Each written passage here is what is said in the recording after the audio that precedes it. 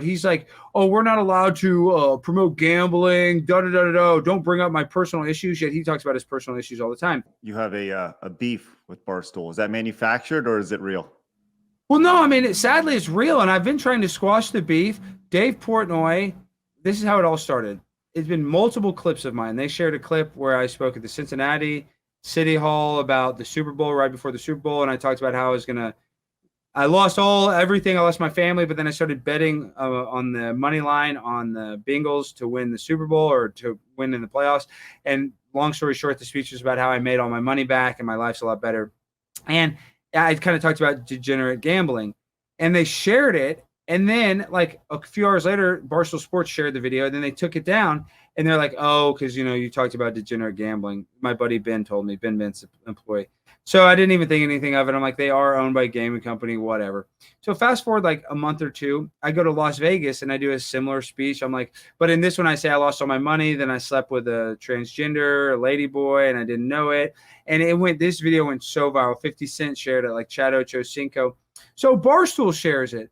And then after it's on Barstool's, they don't ever tag me either. They never tag me, even though they know who I am, because I mean, they shared multiple clips. They never tag me. So that's one thing. It's like, okay, I don't care that much. My content is public domain.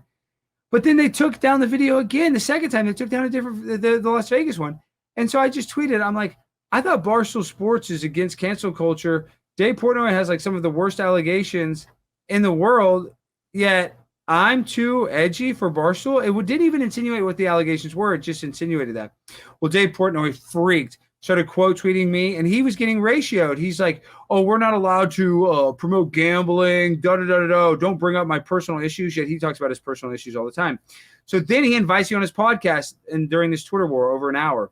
Then 30 minutes goes by. He sends me a video. He's like, "You're too political." He sends me one of my videos at a anti-abortion rally, and I'm like at the rally talking to the people that are pro-abortion, and I'm just kind of like joking around with him. And he's like, "Oh, you're too political for me. I should never give you a platform." And I was like, "Dude, you look like you're scared. You publicly invited me on your podcast, and then you publicly disinvited me. You look like you're scared." He's like, "Oh, well, I'll be real scared sleeping on my $500 million."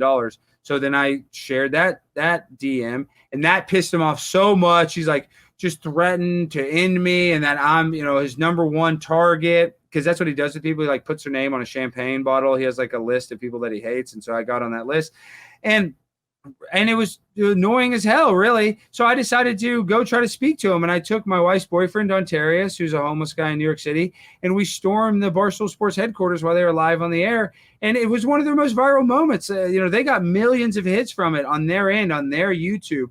One of the videos, I think, got 7 million views, a reverse angle of me running in. My video just got like 500,000 on my YouTube. So incidentally or accidentally, I created a more viral video than probably 80% of their employees that work there. I don't think they had any huge, I look at their numbers. The only very few employees that they have that are actually valuable and get a lot of views and clicks.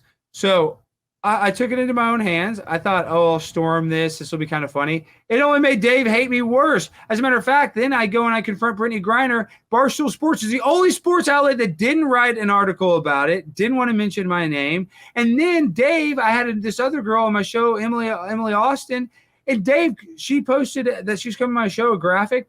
Dave called her and told her not to come on my show. So like he's like actively trying to sabotage my life, which I don't really appreciate. I would like to mend the fences. I'm edgy too. If he wants to be all edgy, we should have a friendship, and then we could go after people. If he wants to keep on messing with me, I'm not afraid to fight. I just don't necessarily want to fight with Dave. I like Barstool. It's just annoying that they're the ones that are being sensitive. Like Pin Gaming doesn't want to be associated with the reason why Pin Gaming sold back today for $1, even though they bought it originally for $500, is because they got a deal with ESPN Bet, who's owned by Disney, and Disney, and this is the scuttlebutt, did not want to be associated whatsoever with Barstool Sports. Pin Gaming could have kept Barstool and then actually added ESPN Bet too. They wanted no affiliation whatsoever with him. So you're a victim of this cancel culture. I've been a victim of cancel culture. I've lost boxing matches. I've been AOC's had multiple venues cancel comedy shows that I had booked.